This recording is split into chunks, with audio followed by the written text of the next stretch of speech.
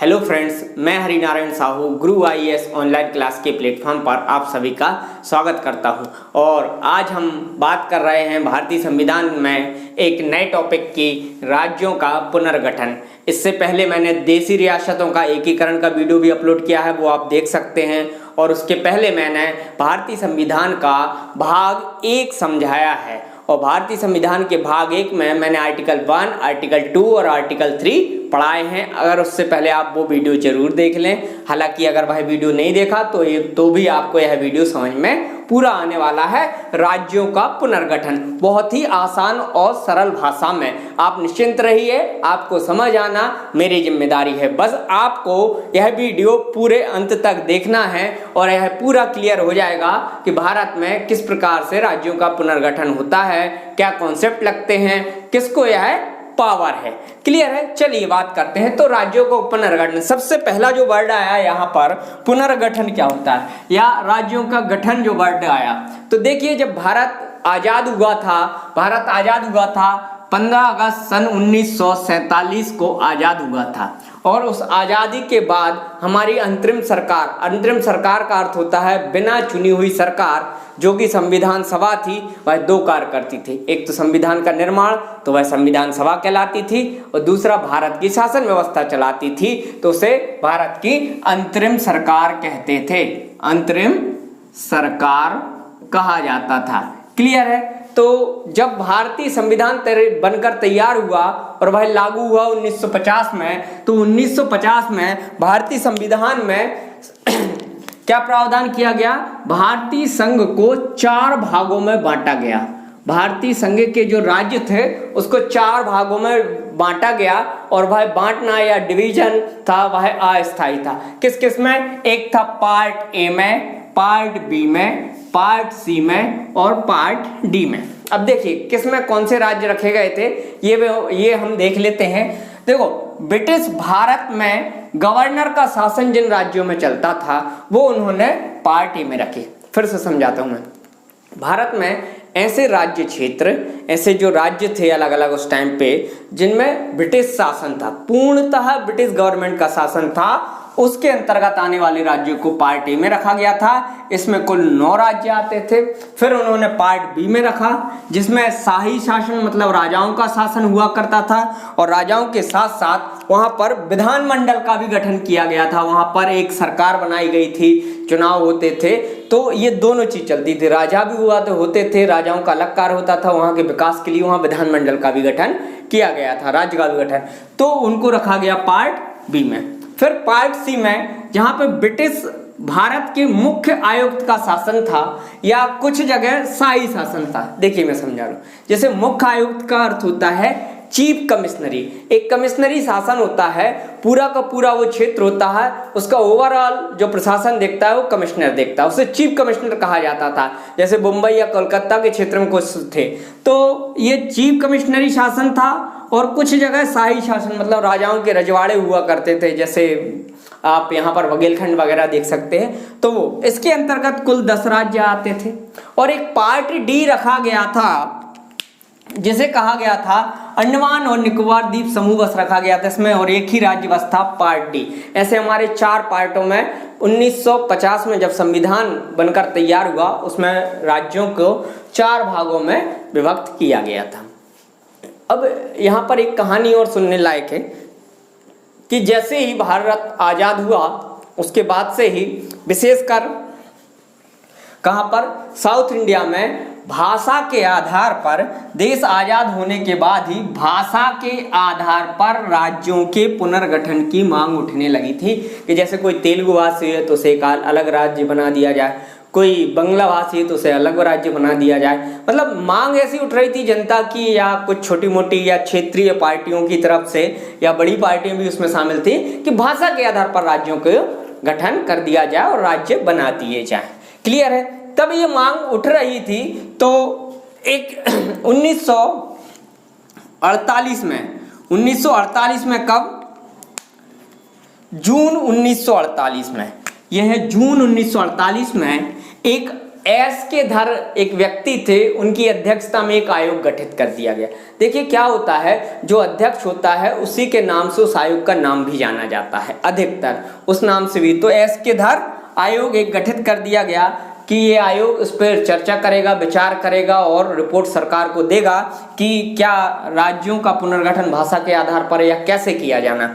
तो एस के धर आयोग ने दिसंबर 1948 में अपनी रिपोर्ट सौंपी और उस रिपोर्ट में उन्होंने कहा कि राज्यों का पुनर्गठन भाषा के आधार पर कारक बनाकर नहीं करना चाहिए, अर्थात भाषा को आधार बनाकर आप राज्यों का पुनर्गठन नहीं कर देंगे। उन्होंने सरासर इसको नकार दिया और उन्होंने कहा कि भाषा के आधार पर प्रशासनिक सुविधा के अनुसार ही राज्यों का पुनर्गठन होना चाहिए, भाषा के आधार पर नहीं। अब जब ये रिपोर्ट आ गई तो जो इसकी मांग कर रहे थे जो लोग, जो पार्टियां थी, उनमें असंतोष फैल गया। जब असंतोष फैलेगा तो ये असंतोष इतना ज़्यादा हो गया कि तत्काल उस समय जो कांग्रेस थी, उस कांग्रेस और जो गवर्नमेंट थी, उसको एक एक्शन लेना पड़ा और एक दूसरी समिति गठित कर दी एस के धर आयोग की रिपोर्ट की जांच करने, क्या इन्होंने सही बोला है या गलत बोला। तो इन्होंने एक प्रांतीय समिति गठित कर दी। क्या कर दी?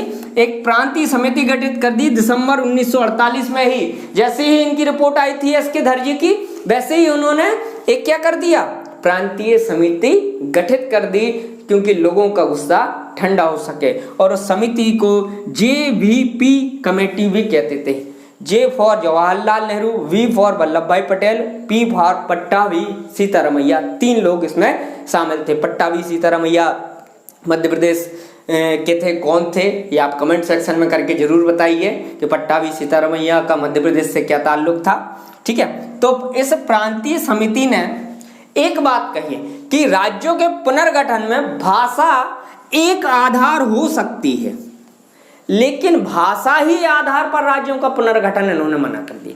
मतलब उन्होंने कहा कि हाँ, आप एक पॉइंट उसको मान सकते हो कि भाषा के आधार पर यह राज्य का गठन हो, लेकिन उसका एक आधार हो सकता है राज्यों का पुनर्गठन हो, ऐसा नहीं हो केवल भाषा के आधार पर हो, उसमें प्रशासनिक सुविधा भी और कई सारी चीजें देखना चाहिए। और ये रिपोर्ट किसने सौंपी?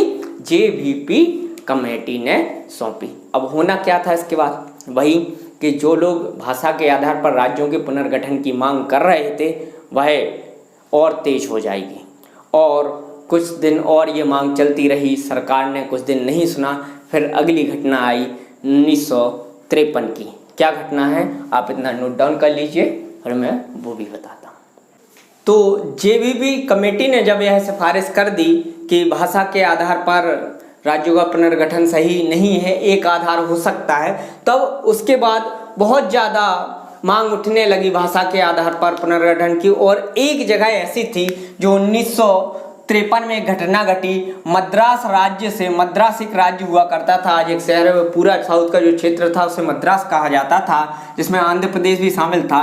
मद्रास से आंध्र प्रदेश एक राज्य अलग बना दिया गया, वो भी भाषा के आधार पर। और एक क्वेश्चन और बनता है कि भाषा के आधार पर गठित देश का प्रथम राज्य कौन सा है? तो भाषा के आधार पर गठित देश का प्रथम राज्य आंध्र प्रदेश था, तेलुगु भाषा। अब क्या घटना घटी थी कि सरकार को आनन फानन में आंध्र प्रदेश को भाषा के आधार पर राज्य बनाना पड़ा? क्या हुआ था, यहाँ पर एक व्यक्ति थे और जो कांग्रेस के एक व्यक्ति थे और कई लोग मिलकर उनके साथ बहुत ज़्यादा क्या आंदोलन कर रहे थे कि हमें मद्रास से अलग एक आंध्र प्रदेश का राज्य का गठन किया जाए। उन व्यक्ति का नाम था पोट्टी श्री रामुलु।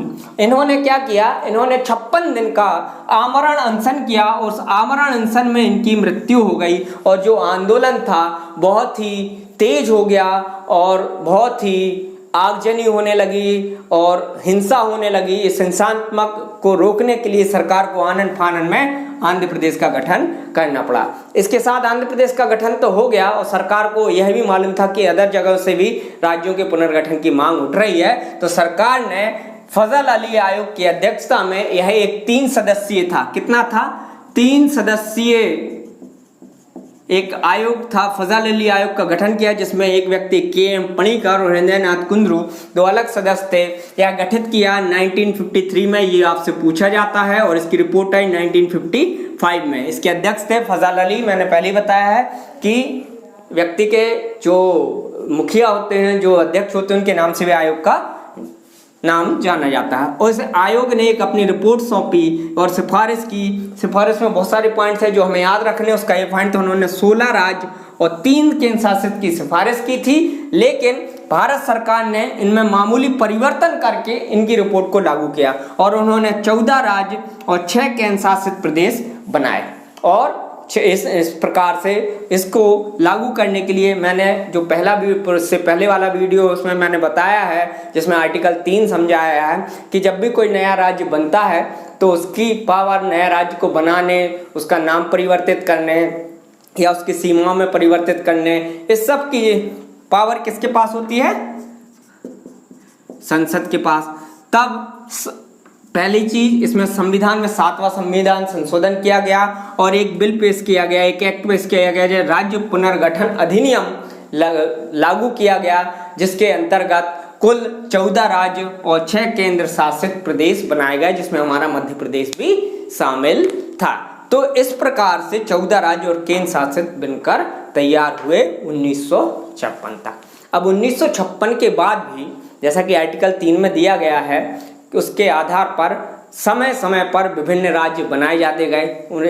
उन राज्यों की संख्या 29 तक पहुंची। वर्तमान में 28 हमारे राज्य हैं और कितने केंद्र शासित प्रदेश हैं? 8 केंद्र शासित प्रदेश हैं। क्लियर है?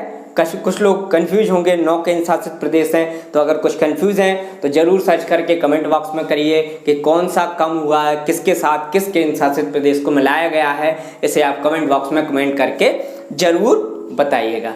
क्लियर है? तो ये थे। अब इसके बाद कौन सा राज्य कब बना, इसका भी मैं आपको नोट्स प्रोवाइड करा दूंगा, वह आपको याद करना है। मैं उसका भी एक छोटा सा वीडियो बना दूंगा। तो यह थे राज्यों का पुनर्गठन। क्लियर है? अगर वीडियो अच्छा लगा हो तो इसे लाइक करें और दूसरों तक शेयर करना ना भूलें। धन्यवाद दोस्तों।